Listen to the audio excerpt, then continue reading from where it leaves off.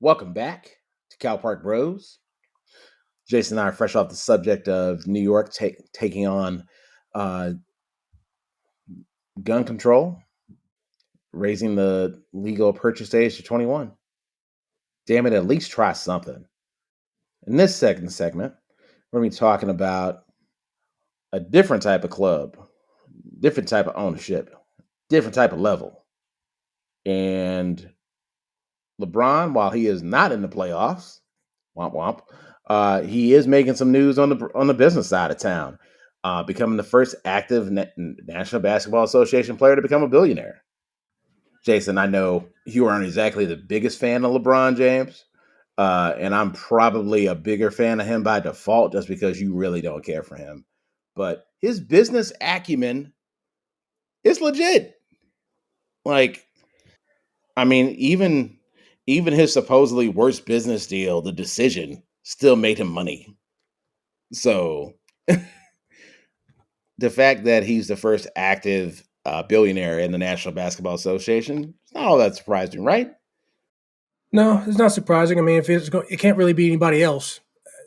I mean, maybe Steph Curry one day might do it, but he hasn't been in the league long enough, and his star power isn't big enough. Which we'll talk about that too. But yeah, gotta be him. Can't be surprised. Now, according to Forbes, LeBron's basketball career has brought in a little bit, uh, just shy of $400 million. But the basketball money notwithstanding, it's all of his endorsement money from Nike, Walmart, Beats, and Blaze Pizza Chain. He's a long way from that Hummer that he got when he was 18. I wonder if he still has that. Now, because we can't have a LeBron discussion without having a Jordan comparison, right? Michael Jordan currently sits at about $1.7 billion in terms of total worth.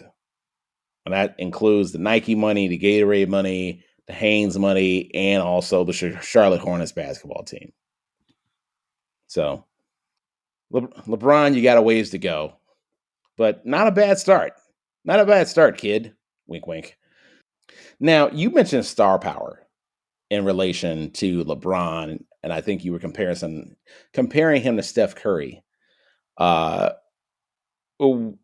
why do you feel? Well, one, it's LeBron heads and tails above everybody, right? And so, why do you feel that someone like a Steph Curry or even other players like Kevin Durant don't have that level of star power? Well, okay, so this goes a little bit into conversation that I think you and I may have started before when it comes to superstar status. When it comes to probably really anybody, but talking about LeBron, is LeBron a billionaire because he's a superstar, or is he a superstar because he's a billionaire? But the reason why I mentioned Steph Curry, so one thing with LeBron James is he has, again, this is part of his superstardom. His face is very recognizable to people who aren't even basketball fans. His name is recognizable to people who aren't basketball fans, right? Not long ago, I was playing Trivial Pursuit, and this person I was playing, they admittedly aren't basketball fans. The only sport they like is football. So the question that came up when I was reading it, I knew automatically they would know the answer, but they would guess one name, LeBron James. And that was the answer to the question. So they got it right. People know LeBron James even just from his face, if you're not a basketball fan. I put Steph Curry in the same category, probably right now because of all the winning he's been doing. The fact that he's been in the finals so much the last 8 years, his face is very recognizable. People know who he is.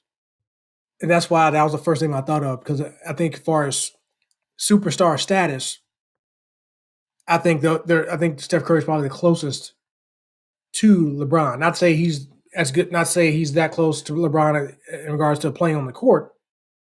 I think KD might still have a run at being the number two spot, but I'm not sure how much Kevin Durant's face is recognizable beyond people who are basketball fans, the casual fans, or even less than that. You know what I mean?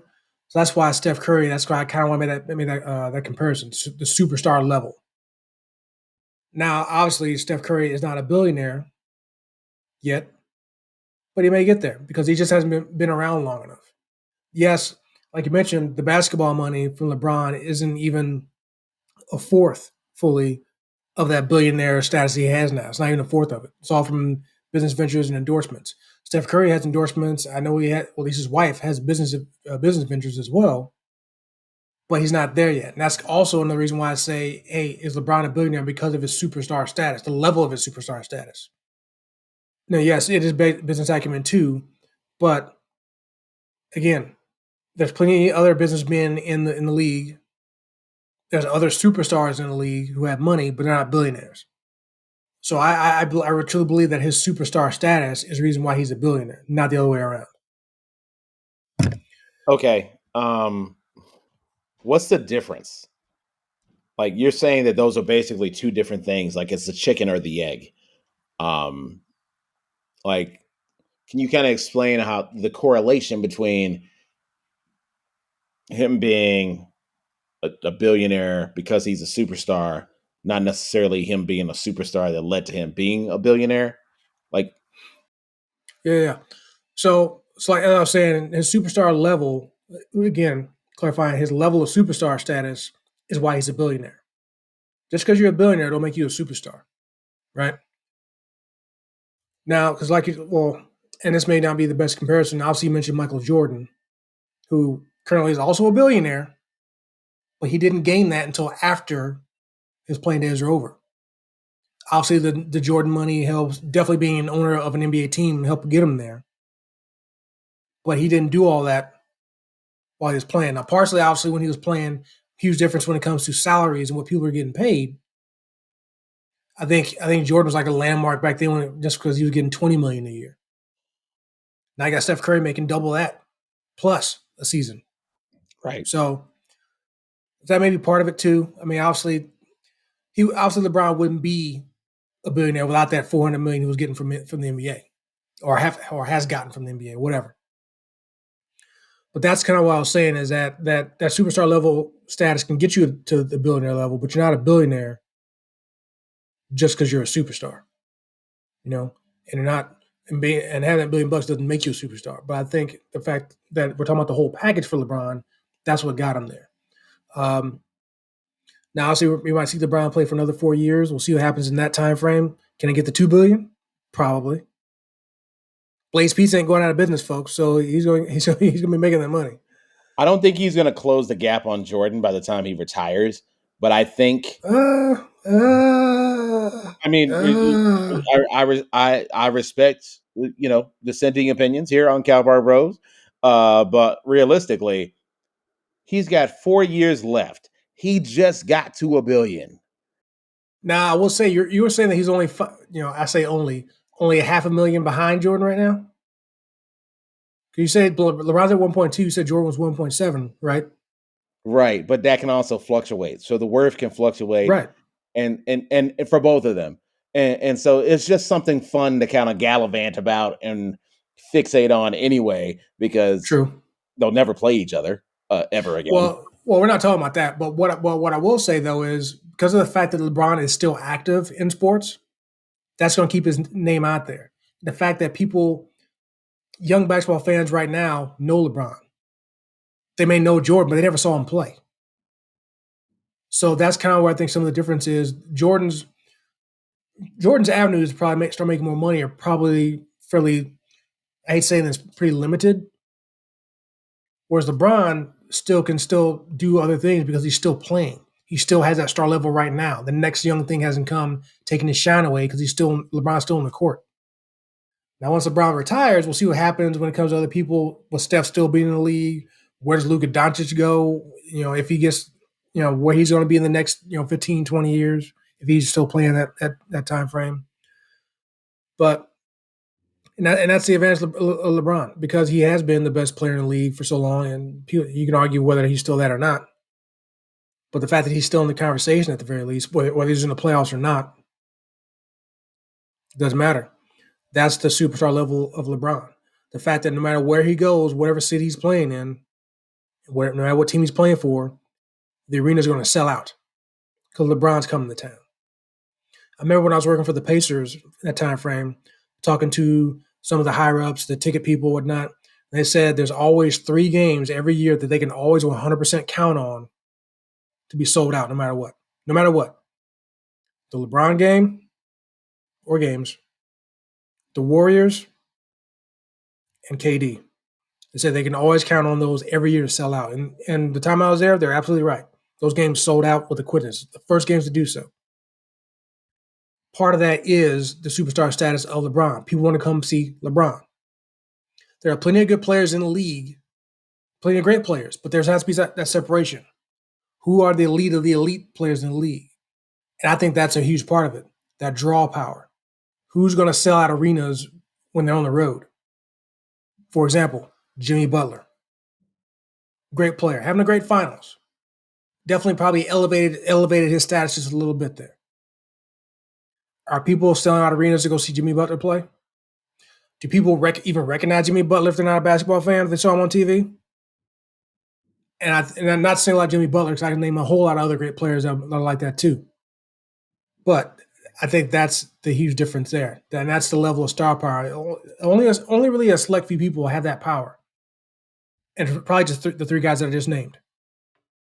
And LeBron, career-wise, has had the best one so far, the 3 of them. So Also think it's the trajectory. I mean, name another athlete that was hyped as hell before they turned 18. well, none because of again, even with media was different when LeBron in 02-ish area He compared to changed media. in 80. You're right. I'm not going to go into that, but yeah, compared to 2002, compared to 82 when Jordan was kind of coming in and whatnot, media was totally different. The hype was different. High school games weren't even considered to be thought of to be played on ESPN. Now, you could argue, like as you just did, that probably changed with LeBron because of the hype. He was going to be the guy that was challenged to take over Jordan as the greatest of all time. Some would say he did that. Some would obviously argue that he didn't or can't, which is what it is.